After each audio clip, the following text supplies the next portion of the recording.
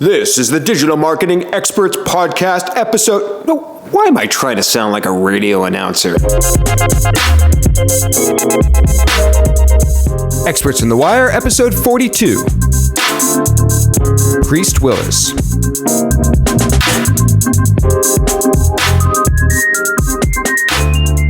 Hey everyone, welcome to episode 42 of Experts on the Wire. Today's episode comes at a very fortuitous time. If you did not hear, the New York Times just announced yesterday their purchase of the Wirecutter. Now, if you don't know, the Wirecutter is a site that makes all of its revenue from affiliate income, not ads. And so this is a new thing that a huge publication like the New York Times is kind of embarking on. I think it's a sign of what might be to come with a more legitimate, a resurgence really of the interest in affiliate revenue as a legitimate way for some of these publications to make revenue, especially in the age of ad blockers and a lot of people just not wanting to deal with looking at ads everywhere. I think this is a legitimate source of revenue that people need to be aware of. As folks like us that do SEO or do inbound marketing or create content, it is essential that we know kind of about everything that goes on in the digital space. By listening to this show, my guest today is going to help get you up to date about what's going on in the world of affiliate marketing. And maybe you'll see some ways that you can not maybe incorporate affiliate marketing directly, but incorporate some of the approaches or mindsets that affiliate marketing can bring to the table. And it's really important as SEOs that we are aware of all of the revenue and business models that sites in the digital space can have. So among many topics, Priest and I talk about how to be a good guest on a podcast, what content creators can learn from affiliate marketers. He's going to bring you up to date to what affiliate marketing is and affiliate management is in 2016. And I confess the name of a domain name that I own. Before we get into today's show, if you go to evolvingseo.com/wire, you can sign up for the email list there. Once a week when these shows post, you will get an email directly in your inbox, handwritten from me, that has all the links, the show notes, the resources, and you can also write back to me and I will reply. So go to evolvingseo.com/wire and sign up. And with that, let's get into episode 42 of Experts on the Wire. Hey everyone, I'm very excited to have Priest Willis on the show with me today. Priest, how are you? Good, Dan. How are you? I am excellent. So it's funny because your team actually reached out to me about being on the show. And I'll tell you, and I'll be honest with my listeners, I probably only accept about 5% or less of like outreach of pitches that come to me. But I looked you up. I saw some other videos you were in. And even though you're in the affiliate marketing space, a lot of my audience is kind of into SEO, inbound marketing stuff. Mm-hmm. There was something there about your message, your mission, your company, how you approach marketing that I thought would connect with my audience. So I wanted to just start right there and ask, is being a guest on podcasts something that has been valuable for you? I think it's been pretty valuable. What I've tried to find is podcasts, though, like yours. So you're somebody that I actually listen to. I think there's a lot of people looking for internet stardom in a lot of places. So they're just being on the podcast to get their message out. Really, my whole intent is really to connect with like-minded people like yourself. And so there's a real authenticity with having, my team reach out to these people. So they are really people that, hey, I've listened to podcasts that you've done, somebody that I want to connect with and go from there. So whether it's been effective in terms of getting the word out, I don't know. But what it's certainly done is create some genuine relationships in the space for me. Like you and I were talking before the show, how you spoke at Affiliate Summit and different arenas that I'm involved in. So to me, that has a much longer lasting stickiness to it than just being on someone's podcast because I want them to hear my voice. Yeah, I love that. And your team member that reached out to me said that. She said, oh, Priest listened to your show. He really liked it. And of course, as a marketer, unfortunately, we're always skeptical when we hear that, right? I'm like, did he really listen to the show? But I really did. Yeah, I could tell. And it sounds like you did. And I have clients that I recommend that they go be guests on podcasts, right? But what ends up happening is they put together this giant list, and half of the shows are shows they've never even listened to before. So right. Would you recommend kind of boiling that down to a list of shows where you actually have listened to that as a listener?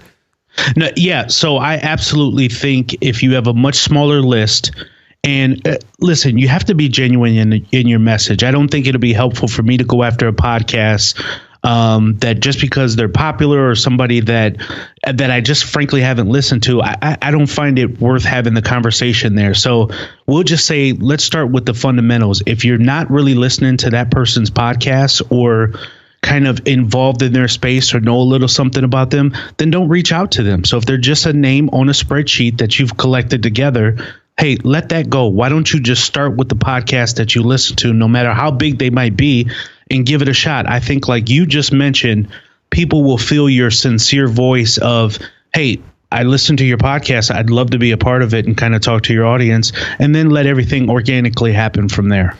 Absolutely agree. So I want to take time a little bit later in the interview to dive into your company affiliate mission, but I just want to set things up for people quickly. So can you explain you're an affiliate manager? Can you explain what that is? Yeah. So an affiliate manager is someone that manages, so let's take an e-com business like Target or Toys R Us or Lenovo. A lot of these big box companies have affiliate programs where there are affiliates selling their products on their behalf. So they earn a commission of sales. Well, you need an affiliate manager to kind of manage that ecosystem, meaning having the communication with the affiliates, sending out banners and diving into the network and helping that affiliate, whatever merchant you're selling on the behalf of, helping them become an affiliate for your product. So it's one thing for Dan to be an affiliate, but it's more important for him to be a strong Lenovo affiliate. So I'm speaking on behalf of the merchant, and I'm kind of the bridge between you and your sales and the relationship with Lenovo or whatever company you're selling for, essentially. Yeah, and you mentioned Lenovo because you manage their global affiliate program, correct? That's right. Lenovo has 27 different countries that they're involved in, and I manage their global program from a strategic level, and then we have people that are involved in blocking and tackling and different stuff like that. So I remember first hearing the term strategic, and I used to think to myself, strategic, that's just trash. But you do need someone to kind of think bigger picture for your business. And so that's kind of what I do. And then, there are affiliate managers kind of under me, if you will, that literally go out and have these conversations with affiliates that have the banners up on their sites, or they want to do the media buys, or they're having problems getting sales, and helping kind of, massage those relationships. So as affiliate manager, your client is Lenovo, but you're also interfacing and interacting with the affiliates themselves. So you're kind of bridging that gap and communicating between both sides of the coin. Absolutely. So that's a great way of saying it. So my client is absolutely Lenovo or whatever the merchant is at the time. But you do need to have a healthy understanding of what the affiliate is interested in and what some of their ills might be, because your incentive is for them to do well. So you want to be involved in their business as well. So essentially they turn into your client. And that's why I think a good affiliate manager has a very healthy understanding of SEO and SEM and other aspects of digital marketing, because when you want to talk that talk with that affiliate, you want to be able to truly understand what their issues are. And sometimes it doesn't have to do strictly with any affiliate marketing tactic. They have other issues. Maybe Google Penguin has, flipped their site upside down. Well, how do you respond to that if you don't really know what it even is? Yeah, I like that. There is sort of this kinship between affiliate marketing and SEO, some negative, but some positive. And I think that ability to switch hats and think about SEO and think about PPC and think about branding and all the different elements are sort of two weirdly but cool ways that SEO and affiliate marketing have something in common. How much money is involved when you're managing an affiliate program like Lenovo? So Lenovo as a whole right now, their global affiliate program is probably close to $100 million. And what does that number mean? So is that how many sales are being made through affiliate programs? Yeah, so that's total revenue within the affiliate program that's brought in by the different affiliates through the different affiliate efforts, whether it's email, media buys, and stuff like that. And that's per year? That is per year. Yeah. So listen, a lot of people get involved in affiliate marketing and think that all of it is millions of dollars. There's affiliate programs out there that are just in the tens of thousands, and right now maybe even in the hundreds. But when you start talking about Lenovo and bigger companies, you literally start getting into the hundreds of millions, tens of millions of dollars. And you're also an affiliate marketer yourself, right? Is that how you started and kind of got into this? Yeah, that's a good question. So I absolutely did. In fact, I think that's what kind of makes a strong affiliate manager is having some, affiliate background. So if you wanted to become an affiliate manager, you probably should start as an affiliate marketer yourself. That way you can better understand what an affiliate goes through. But I certainly did. I started very early on with kind of working with Amazon and putting banners up on my site. My friend and I, we developed a website called Urban Knowledge, and we used Front Page. This is before Dreamweaver was even out. And Amazon was one of the first players in the affiliate space. So we would use them, and there was a couple book companies that we would put banners up. But I just like the idea of working within affiliate marketing because you're not really touching any physical product. So stuff doesn't go out of stock. It doesn't age on your shelf. So I really like the idea of getting involved in pushing other people's products. Yeah, I mean, you're kind of involved in the sales and the marketing aspect of it, the audience development aspect of it, and you can kind of focus on that. So a lot of my audience probably knows, and they might even have this association with affiliate marketing as being maybe a little spammy. It used to be people would create niche sites on exact match domains and all these things. And like you said, Penguin caught up, Panda caught up. Can you bring us a little up to date with what real and good quality affiliate marketing is today? Like, what are some concrete examples of good affiliate marketing in 2016? Yeah, great question. So you're right. So affiliate marketing has this bad mark of kind of being spammy, and I think that's because a lot of the MLM, multi-level marketing kind of get involved and make it really, really junky. I think really good affiliate marketing still starts with the fundamentals. This is why I think if you're going to be an affiliate marketer, you need to start with products that you believe in and companies that you believe in and products that you would ordinarily buy anyway, so you can really speak genuinely to it. Because if you're just creating fat burner stuff for supplements and all that, you're just going to wing it and BS your way through it anyways. And so you start to just stuff keywords and do all this crazy stuff, which Penguin and all these algorithm changes were meant to slap down to begin with. So if you start with the fundamentals, that means creating really good content, speaking uniquely from you.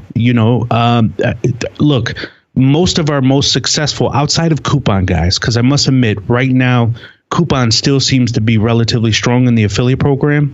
And let's take a step back. So when affiliate first started, content was strong, but that's because people were building these cookie cutter websites and just creating it. Well, once Google came in and said, no, we need to make this a little bit more true, that's when coupon, it kind of flipped on its head and raised back up. Well, in the past few years, we've had what's known as influencers. So these are people that go on YouTube and social media and they do unboxing and they're saying, look at the new computer I have and here are all the tools, and they zoom in with their camera and they show all that stuff. At the end of the day, those links that you click on are still affiliate links. So the affiliate, all Google did in my mind was really strengthen the real affiliates out there to find new avenues. And that's where the influencer was born at. Now they're really speaking to the products. They're becoming the pitch man, if you will. And so the 2016 affiliate is more of a pitch man. So he's more of a pivotal player in the merchant or the brand. And secondly, he or she is much more smarter in how they speak about products, both in writing and, again, videos, because YouTube is a huge search engine within itself. In my mind, a lot of affiliates complain about Penguin and all the other algorithm changes that we talked about, but really it's trued up the business and kind of getting away from those spammy kind of black hat affiliate guys that we once knew. And now customers are becoming a lot more knowledgeable. So when you start going to a website and it's blinky and it's just banners all over the place, it's trash. And now even your mom knows that. So how do you know my mom? Well, I won't talk about it, but I don't. Are there any specific examples of actual affiliate marketers that you think are really killing it today? Well, I hate to call out names, but there are super affiliates out there is what they're called that are killing it. And, there's a couple guys out there that I could name. I hate to, but let's go with Marquise Brown, who has a YouTube channel. And he does a lot of unboxing and featuring of products. He gets paid on a lot of that stuff. It becomes advertising for Motorola and other consumer electronic companies. But then there's Zach Johnson, someone who's known in the affiliate agency or in the affiliate space that is an affiliate himself. Just guys doing really cool stuff. And again, I'd hate to throw out names. Maybe they don't want me to, but I could really name some really good examples of people that started at the bottom. Ian Fernando, that started at the bottom and they just built up over time. And now they have a really, really good, solid affiliate foundation in revenue. It's been called, and I call it horizontal money, where they just lay down at night and now money begins to come in. And again, I don't want to give the impression that affiliate, hey, once you buy a domain, you set up a website, let the millions roll in. That's not what affiliate marketing is. What affiliate marketing is someone really giving some consideration to the products that they're featuring and really speaking to it articulately and with a unique voice. So obviously I've seen a lot of these YouTube, like affiliate going to YouTube and these other platforms, Instagram and whatnot. Is it still possible to make affiliate revenue from traditionally like having a website? The content might rank in Google, or you might send PPC. Like, is it still possible to use search as a channel for affiliate revenue? I think so, but I think it's harder. So I think you absolutely need to leverage some of the other social media pieces that you just mentioned. Like, for example, is it possible just for you to do it with YouTube and not any other thing? Yes, I think that's highly possible. Is it possible just for you to build a site and then sell widget A? Yes, but it's much harder. I mean, the markets in a lot of places are a lot more saturated. So typically what you have to do in that area is you have to find something extremely niche. Will your visits be slightly down? Yes, but your conversion rate will probably be higher because, one big show that's out on Netflix, for example, is Luke Cage. Well, I went out just for fun and started looking for reallukecage.com domain and all that. All that stuff is available. So you could literally create some kind of feed to feed in costumes and other things. And because people, it's on their radar, if they start searching in Google for Luke Cage, that's an area that you might start coming up in because you're seizing it early. But if you get involved with beauty products and other things, even as an affiliate marketer and you're years behind, you're probably not going to rank that well unless you're having, some totally different product that's mind blowing or something along those lines. So you have to be strategic about what you want to feature as an affiliate too. Yeah, you bring up a good point. I want to spend a few questions on what actual affiliate marketers could do for tactics and so forth. And then I want to talk a little bit about what the companies can be doing and how they can improve. And then we'll talk about your company. I'm going to jump down a few questions, but you just mentioned how like the idea of spotting trends or like new topics. It seems to me like affiliate marketers need to be really good at spotting new trends, opportunity gaps before a lot of other people catch on. Do you have any tips in your experience for how to do that? Because I know even with clients, it's advantageous for them to spot trends just for content creation if they want to rank content in Google, regardless of affiliate commission. So any tips or trends you've seen throughout the years for kind of spotting those trends? Yeah, you can always use tools like Google Alerts to kind of put in keywords for certain things. It really depends on what you're trying to do. But I've used this in the past as an affiliate marketer where I'm putting in Google Alerts for certain things because I want to really see if it can gain some traction. But just in general, and this goes back to what I said earlier, if you're genuinely interested in a specific area to begin with. So, for example, if you're all about superheroes to begin with, finding the opportunity within Luke Cage should just come naturally because you're already kind of in that space, right? So there are certainly things you can do that is totally out of left field. And if I give anyone credit for people being very uniquely attuned to new stuff, it's affiliates. It's always especially as an affiliate manager, it's always affiliates that are tapping me saying, hey, we should try this new mobile thing. And here's this new tool, because these, at the end of the day, are entrepreneurs that are sitting in their basement trying new tactics. And that's why they can get in trouble too sometimes. But yeah, I think, go out online and see what may be a trending topic. So when you're on Twitter, there's sometimes a trending list that I believe is on the right or left hand side within Twitter. Find out what those trending topics are and find out why it's trending at the level that it is. And that could be a seized opportunity. I know there was a recent debate with Donald Trump and Hillary Clinton, and this guy on there, I can't remember his name, Ken Norman or something like that. Ken Bone. That's it. That's it. I mean, who knows what you could do with Ken Bone? I guarantee you the Ken Bone costume is coming. I have a confession. I actually searched the domain name kenbone.com to see if it was available, because I'm so attuned to trends. As soon as I own, I don't know if I should say this, I own Google Search Console.com. I don't know if I should say that to a lot of people. They're coming for you now. Yeah, they're coming for you. There's like 40,000. So Google launched this brand new product. It's like the new version of Webmaster Tools. They renamed it. There's 50,000 searches a month for that domain. Somebody from Google is going to come knocking now. But they hadn't bought it, and it really surprised me. I also own like minioncupcakes.com and like all these other, and I found them exactly through methods like that, just noticing things that were trending.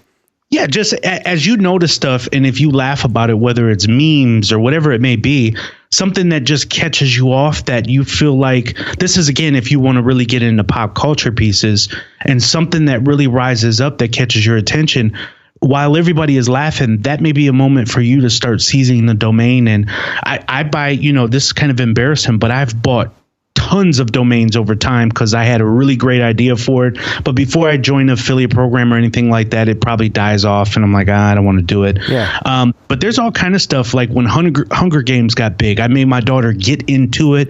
We bought the domain name buyhungergames.com. She wasn't as invested as I was, so we let it die because I certainly wasn't going to write about Hunger Games. But the traffic that we were getting off of that as soon as we bought the domain was like immediate.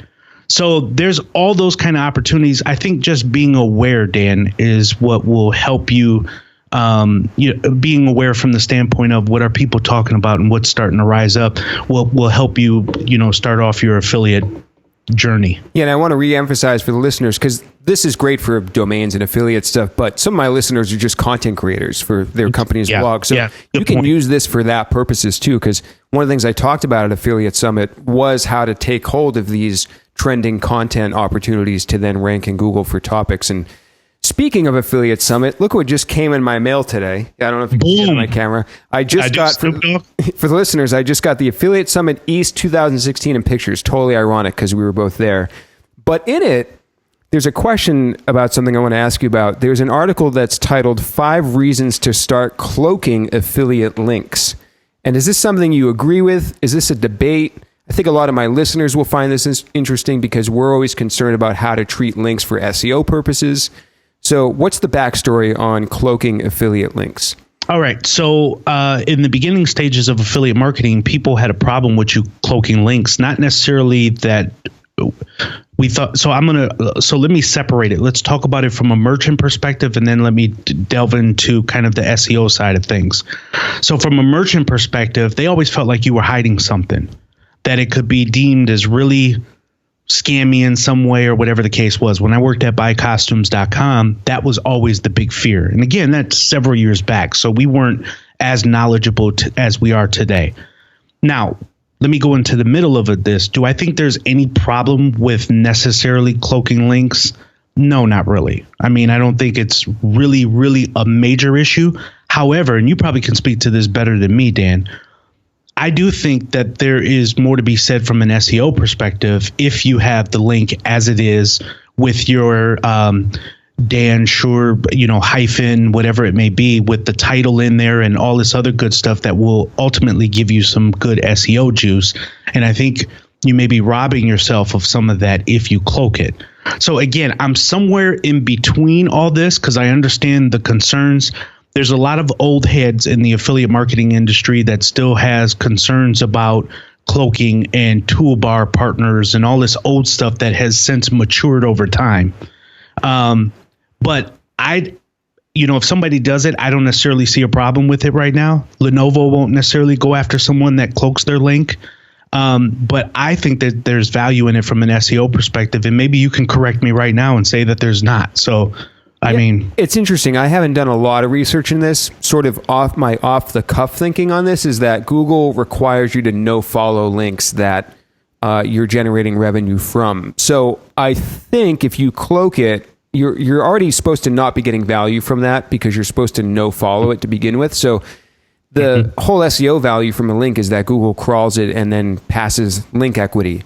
And but if you're no following it, you're not getting that anyways. And then the cloaking is, just further preventing that passing of link equity. So I'm wondering from an affiliate, like, what's the reason to cloak the link? What's the benefit to the affiliate marketer for doing so?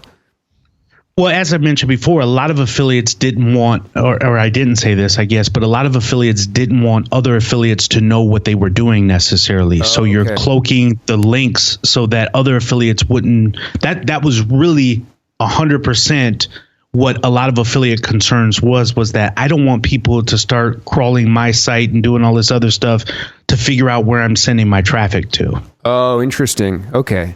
So, so would other affiliates try to figure that out for competitive reasons, to figure out like, what is this other person doing to see what works type of thing? Yeah. If you found out that Scott Jankro, who happens to be a super affiliate, I'm throwing out another name now, was driving some really good traffic and he speaks at Affiliate Summit and says that, hey, I'm doing really good with costume sites, blah, blah, blah. I'm guarantee you that, there's going to be a percentage of affiliates that immediately wants to go to their site to really dive into where is this person sending traffic? What are the things? So cloaking of the site, some affiliates believed early on was one layer of protection for them. Okay, interesting. Yeah, that part of it I haven't studied a whole lot. So can you talk for a second about the importance of trust as an affiliate marketer? And you mentioned in another interview you did, becoming like person loyal, not brand loyal. So like, what did you mean by that? And what's the importance of trust? Well, trust. So we talked about influencer marketing today, and ultimately people are buying products because they trust you. I mean, I'm willing to give a try. Sure, the names Lenovo, Target, and some of these other places, but there are influencers that are doing products for very small to mid-sized companies that a lot of people don't know about, but they know you, so they're willing to buy from you. So their brand, they're a lot of people have built brands on their personality. And when they say, hey, go out and buy this widget, people are like, you know what? I don't know what that product is. And I only understand a little bit about it, but Dan told me to go out and get it. And I believe Dan.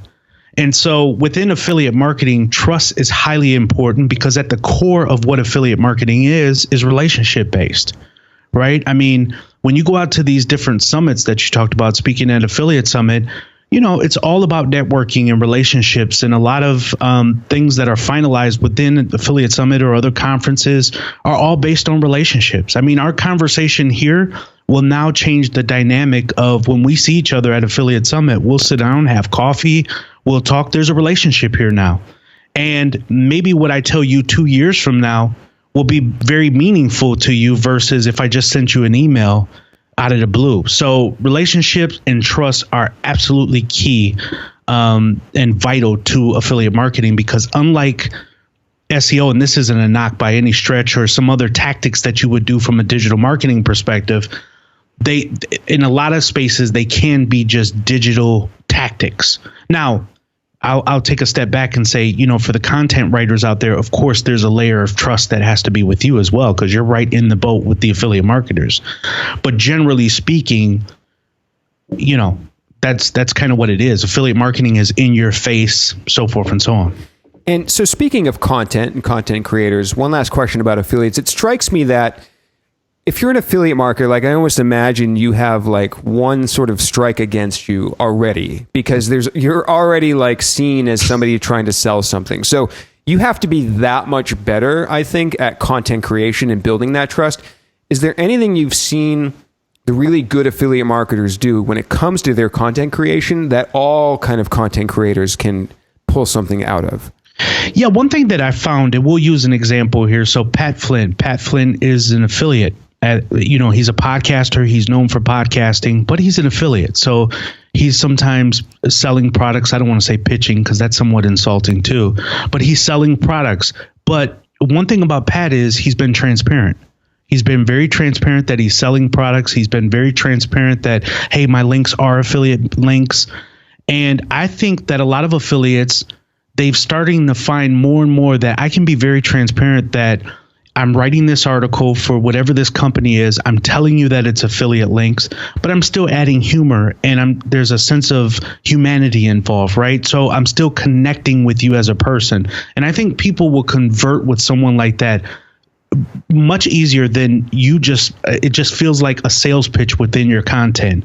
And nowhere in there, a lot of people, we're smart, right? We've evolved as both consumers and digital marketers. So when we read that content, we know when you're BS, and we know when somewhere on the back end, you must be getting a kickback somewhere because your words are just way too fluff.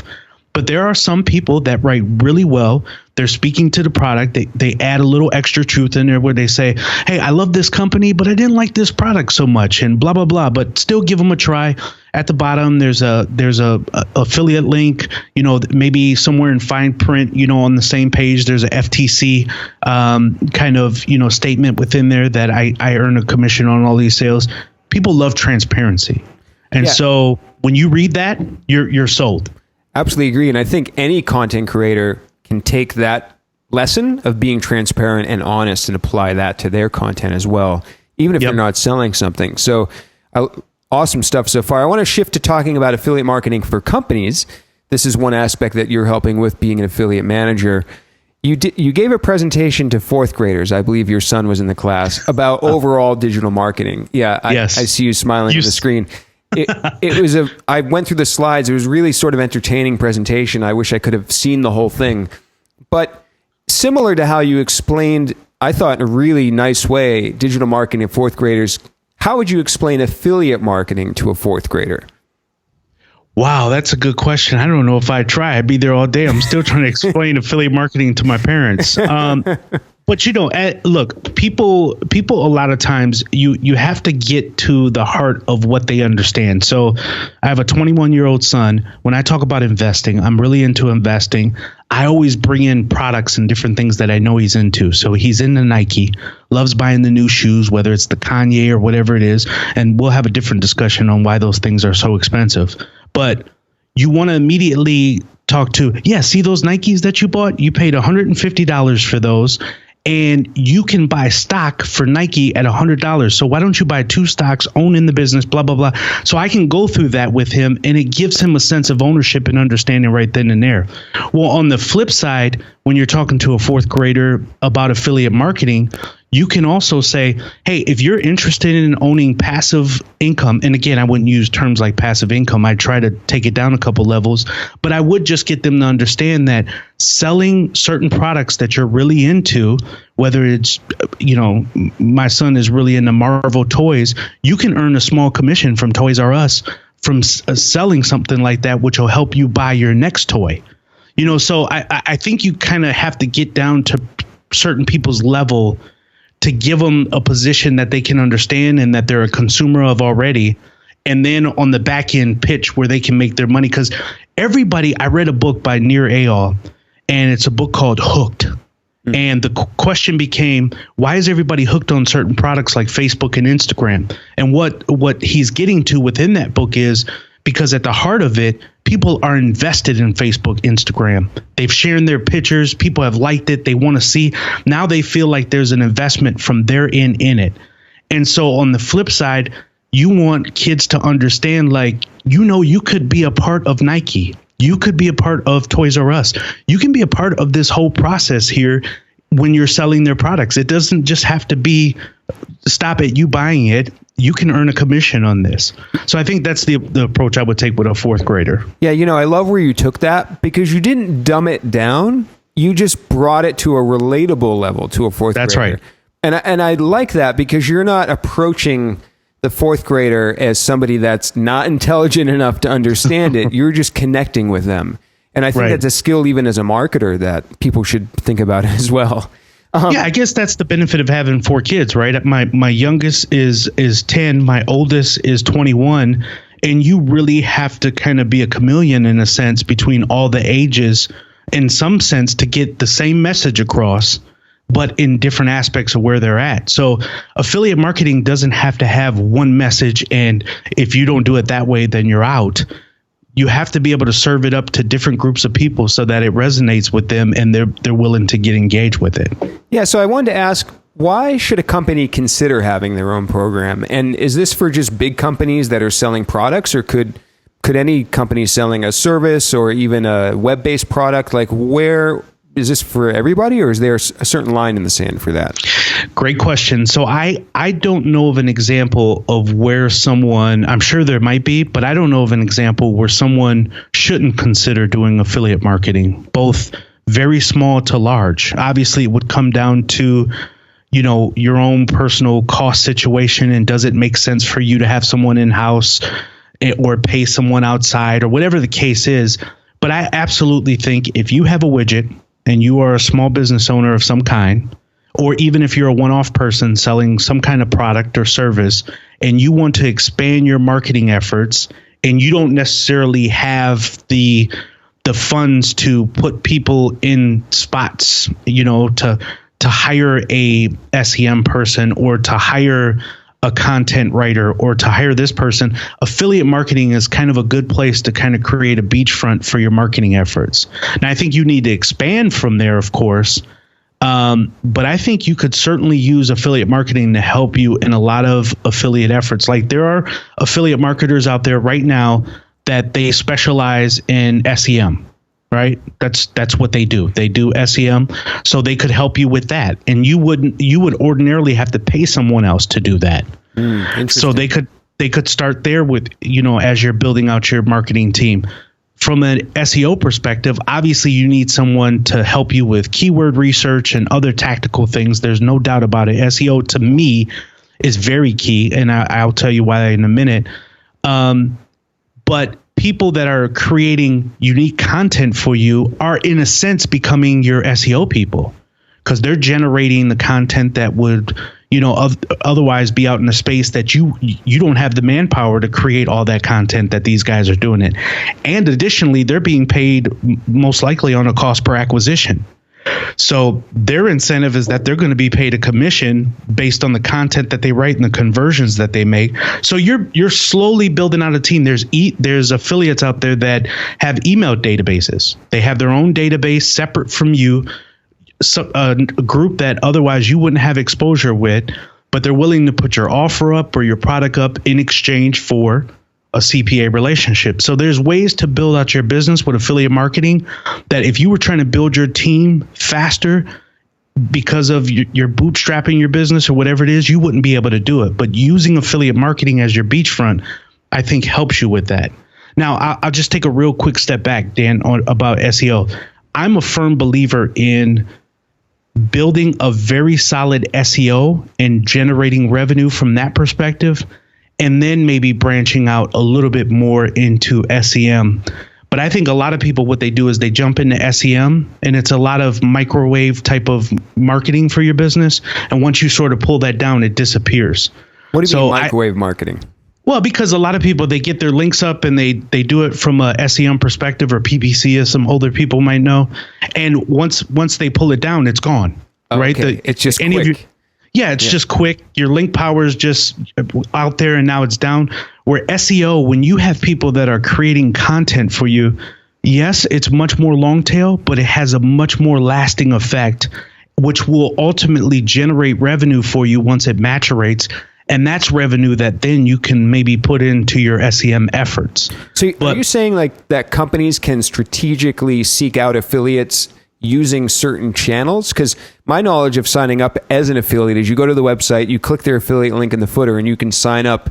And a lot of times, because I've done this just randomly, and a lot of times they don't check who I am or ask, how I'm going to be getting them affiliate sales and whatnot. So how does a company sort of try to channel that and do that more strategically? That's a great question. So that's where affiliate managers come in. Affiliate managers have one of two things.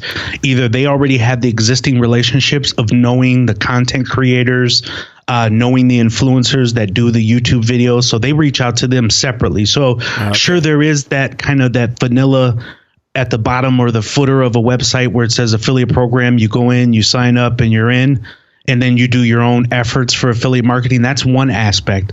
But then a lot of times affiliate managers have a lot of other doors that they go through. I know I do, where I know people that do solely email marketing. I know companies that do, if we don't have a cart abandonment in place, I'll go to a company like Upsell It or VE Commerce to use them to do cart abandonment. So they just plug a pixel on your website to do cart abandonment. Then there's guys that just purely do content creation. They don't want to get involved with banners. They don't want to do anything else, Blinky or anything else. They just want to write really good content on their website. And, oh, by the way, I can drive it to your website. So there's guys out there right now that have content created, guys and gals out there that have content created on their website that they have no clue about affiliate marketing. And if you did a search, they come up to the top.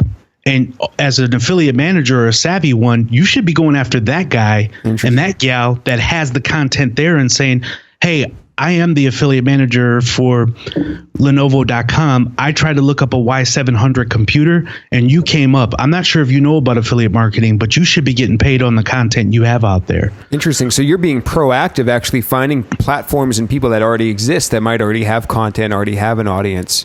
Yeah. Very interesting. So does that help? I mean, does that help more than hurt the brand? Because maybe the brand is already getting traffic and making sales from that. But is the upside bigger than any potential loss from the quote free sales they might be getting to begin with? Yeah, that's a good question. I think the upside is a lot bigger because that person that has the content out there might be just for that page, but you creating this relationship will incentivize them to pump out more content. So you're kind of, yes, your point is totally valid that, an executive could say, well, why do we want to pay this guy a commission when we were getting the free traffic sent to our website and they knew nothing about it? Well, if that website has that much credibility, don't you want them creating more content for you and someone that you consistently want in your back pocket? And no affiliate manager should be without some level of knowledge to know that an affiliate program, regardless how small or how big, always goes through ebb and flows. They go up and down, and that's because of the performance of the affiliate themselves. So recruiting always has to be a key to how you build out your affiliate program, because when your top affiliate guy is struggling, where are you going to get that other additional revenue as a merchant other than finding other key people to fold into your business? Interesting. So I imagine it can be a challenge or potential downside as well to affiliates giving a bad impression about the brand. So how does a company hedge against that and prevent affiliates out there casting the wrong kind of brand or product impression? Good question, because that comes back down to the affiliate manager as well, where you're kind of policing a lot of these sites. And there are things that'll immediately jump up on your flag, like an affiliate who 1 month they sent 5 visits and then month 2 they sent 4,000 visits. That is an impressive jump, but don't you want to go to their site to figure out what's wrong, what happened? Yeah. So there's great tools out there like Brand Verity that helps you kind of look at, who's taking what kind of traffic, what's being done, why is it being done at the rate that it's being done. So another aspect to affiliate marketing is policing. You have to go out and make sure that your brand is being true to form with the affiliates, because you're right, there will be a small percentage of affiliates that try to take advantage of some of the opportunities or do things that are really nefarious. So you have to be there as a police and say, no, take that down. That banner is old. Our brand has somewhat changed. We don't have that logo that way anymore. We want to change it to this, or that coupon has been expired for 5 months. Please change out the coupon. It's just another aspect to a affiliate manager. For a big brand that has maybe thousands of affiliates, how do you police that many affiliates? It's a good question. So you have to have a team. To me, there has to be someone like myself that is looking at the business strategically, because you don't want to be so, you know, there's a point where you get so involved into the weeds that you could lose focus of, hey, where do we want to drive this business to ultimately? So that's what I'm always keeping my eye on. We did a migration from Commission Junction to Impact Radius to centralize all of our 27 countries. But within that, there are other people, web marketing managers and people like that, that tactically have those relationships with you. You have to take a step back, look at all your affiliates. You're going to have thousands of affiliates, as you pointed out. And the truth of the matter is, it's probably going to be 10 to 15% that are actually driving the real revenue of the business. Then there's a mid-tier that they're driving visits, they're driving a small conversion, but they maybe could be doing better. And you want to have a team that focuses on this mid-tier group to bring them up to the top. So that's a level of work you have to do. But then there's this bottom group that you can extend yourself to. But at the end of the day, they just got excited one week. They signed up for your program because they saw a cool commercial, and they're really not going to do anything. So at some point, you have to kind of cut your losses there. But you should always be communicating with these guys at some level, certainly having conversations with them, you know, making sure that they can find your contact information, sending out emails through the network itself. So it's a lot more manageable than you think if you really put a concerted effort in to have those conversations. That makes sense. What you illustrated there is kind of that common 80-20 principle, that 20% of people driving 80% of sales type of thing. And it's very common for any of the listeners out there doing SEO or content to apply that same math to your content. Take your, like that sweet spot that you mentioned, that sort of middle tier content that might not be performing as well, and get that as good as the top 20% of content. So I love, it's another parallel in the way of thinking, I think, between affiliates and SEO and content people. So I want to jump to your company, Affiliate Mission. So quick sidestep here is you're in Raleigh, North Carolina, right? Really very funny story. I know you're probably not going to care about this. My listeners might not even care, but why not? Why not just relay it quickly? I recently found out I have a long lost cousin that lives in Raleigh, North Carolina. So... And it's me. No, I'm just kidding. It's not you. He found somebody in my family. So, okay, this cousin was the son of my aunt who had to give him up for adoption in the state of New York. And he's in his early 40s now, I believe. And New York's a closed book state, right? So you can't figure out who gave you up for adoption. So anyways, he found a second or third cousin on Ancestry.com. And then somehow found my aunt. And I haven't met him or even talked to him yet, but it made me think of that. And I just wanted some excuse just to say that to people. I don't know why. Wow, no, that's actually an amazing story and a nice plug for Ancestry.com, by the way. I have a cousin that is doing Ancestry.com. And it's just amazing some of the things that she's tracking down through our family lineage. So that's pretty cool. That's a pretty cool story, actually. Yeah, I just did my DNA test on Ancestry, which is very funny. The only surprise was I was 9% West Asian, which is like the Middle East. Yes. Had no idea. Other than that, I knew I was Sicilian, Italian, English, and Russian, Hungarian. So There's a site out called 23andMe or something along those lines where they do your DNA testing, and I considered it. So I'm biracial. My father was black, my mother was white. So I'm sure there's like tons of things in there.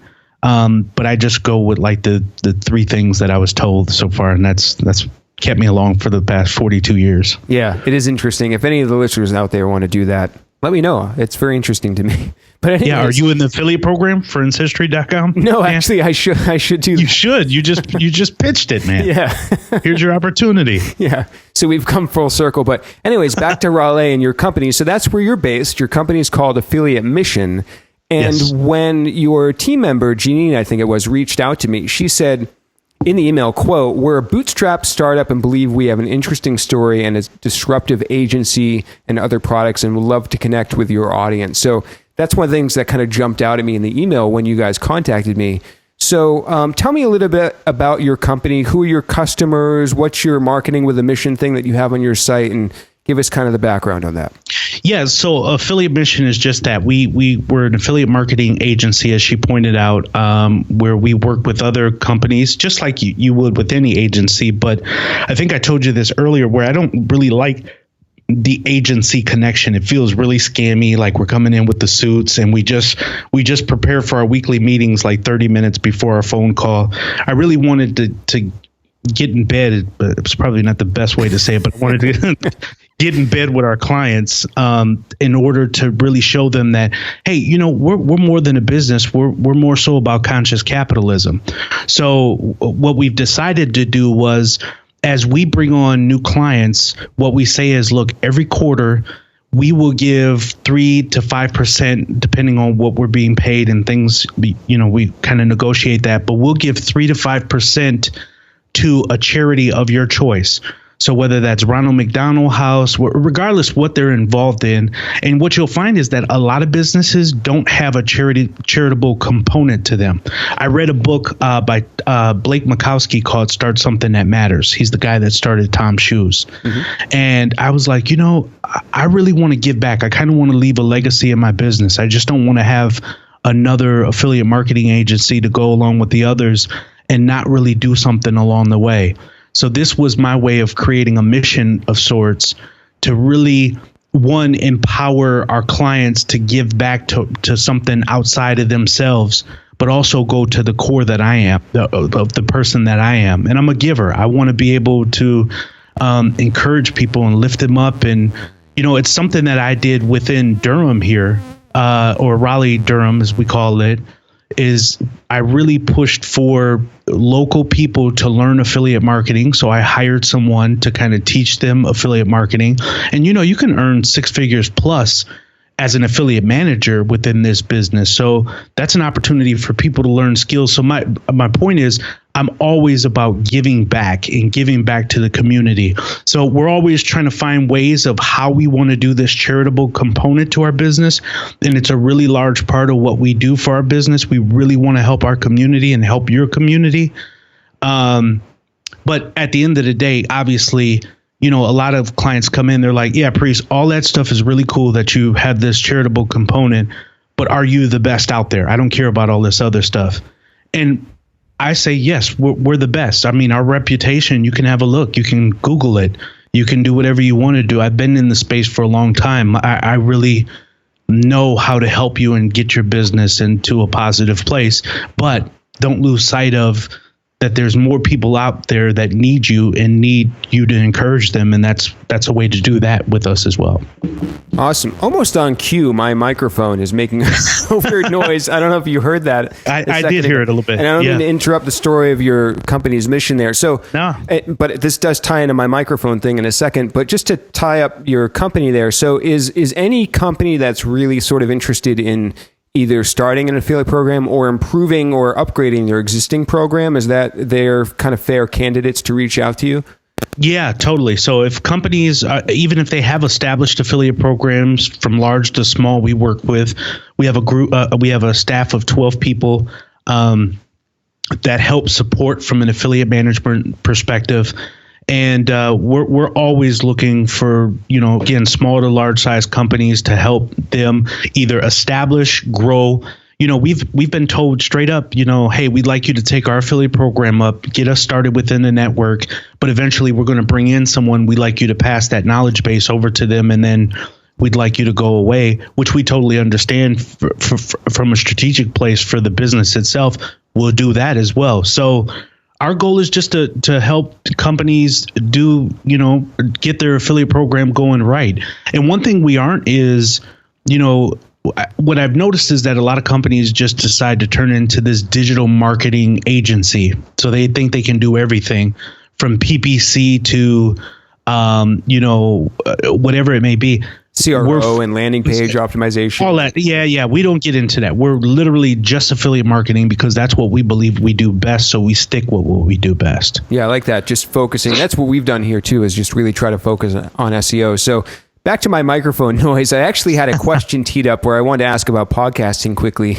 Yes. Ironically, you wrote a book on Amazon called Quick and Dirty Podcaster's Guide, and you talked about why you don't need really amazing equipment to podcast. I think was sort of one of the things.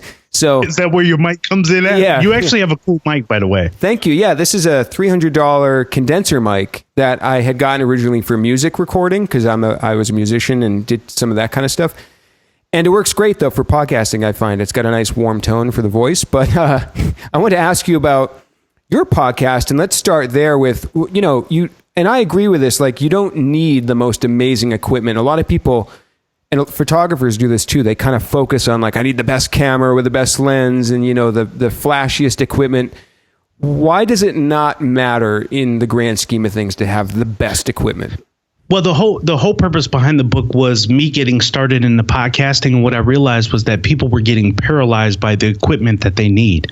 And really, it's like, hey, you get your laptop, you get your mic set up. I got a ATR 2100 mic, which I think is about $50-$60 on Amazon. Maybe it's a couple bucks more or less.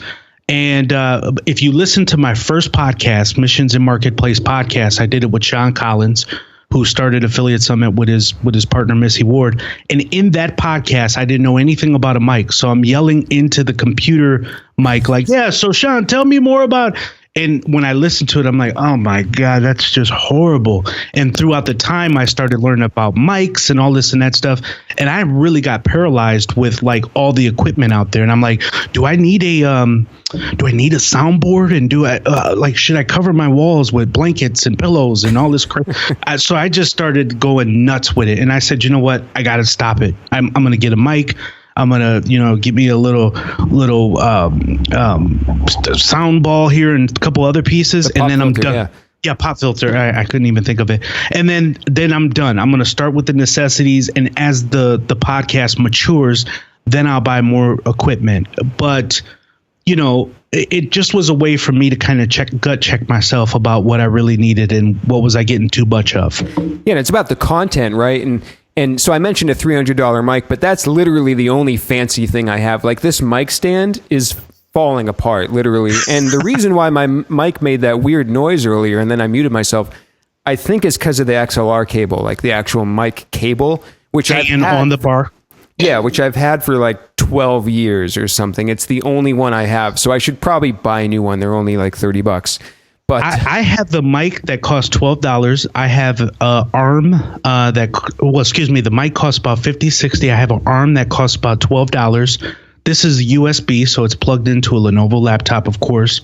I actually went out and bought a mic flag for $2.99, and I actually printed this out myself, as cheesy as it is, and pasted it right onto the mic flag. So when I do videos of podcast interviews, you can actually see the mic flag. But from there, I bought a soundboard too, but a real small soundboard. But I only did that because I thought I needed it. And the guy came over and was like, you don't really need it right now. Wait till you grow. And so I do all my interviews on Skype. I use Super 1010. And from there, I'm just kind of, as I evolve, I'm letting it grow from there. I'm just not trying to buy a whole lot of equipment that ultimately I don't need. Yeah, I absolutely agree. And one last question, then we can wrap things up about podcasting. So some of my listeners might want to be guests on podcasts, like we talked about at the beginning. Do you have any tips for somebody to prepare to be a guest on a podcast? Yeah, I think, it's really important that if you're going to reach out to someone to be a guest, really listen to the podcast, really kind of listen to the person that you're talking to and kind of get a feel for how their conversation is and so forth and so on, just like I did with you. But more importantly, it also kind of helps like some podcasts, they don't want you to cuss and all that kind of stuff. Well, you don't want to come on and say, I'm going to just be who I am and they're going to have to accept it. Look, you're a guest on their show. So if you want to be invited to some other podcast, then act accordingly. Maybe unless you're Gary V, right? Yeah. Well, Gary V gets a pass, right, with everybody. But he's providing some real value. So that's the other part. Make sure that you're providing real value for what you're talking about. Again, don't get on just to hear yourself or get your name out. Really, really provide real value in the space that you're in authority on. That's the best piece of advice I can give, because you'd be surprised how many people that I've heard kind of give fluff podcasts or just certain things. And I'm not talking about the host. I'm talking about the guest. Yeah. And as a host, you put me in a position where I don't think I want to put this out to my audience because it's just kind of fluff. It's you with one big promotion of yourself. I really want to have something that I can pull from. And when I get off of listening to Dan's podcast, I want to be like, you know what? I want to listen more about affiliate marketing because of his conversation with Priest. I think that's the tip right there that you mentioned, actually listening to the show. One of my best, most successful episodes was with Carrie Jones, who I didn't know before I interviewed her onto the show. Maybe you've heard that one. But she was emailing me, telling me, like, I didn't know about your podcast, but I've been listening to your episode. She listened to like almost every episode of mine leading up to being a guest. So did I, by the way. Me and Carrie are kind of, we're competing against each other a little bit. Well, it shows, because I think her and my sort of intuition, it's always, you always don't know until you listen back to the interview. But I think this episode went very well, and it's probably for that reason. We've never even met before. Like, right. Literally, I hit record 5 seconds after I met you for the first time. That's true. So, but because you've listened to the show, and not only that, is on our end, we put in hours of research before interviewing, probably more hours than I want to admit, but that I think helps make a good dynamic for a good show. I agree.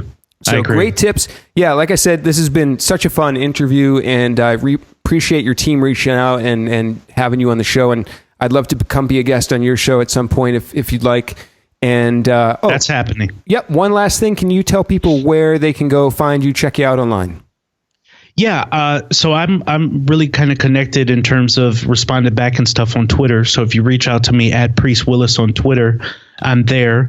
You can go to affiliatemission.com. We have a blog where we talk about affiliate marketing. The real part of this show wasn't meant to talk about affiliate mission, because I am looking for your business. The real portion of this is because there's so much noise out there about affiliate marketing, and it tends to be how it's black hat. There's really a lot of good and cool things happening in affiliate marketing, and hopefully you'll check that out. AffiliateSummit.com has some really good information.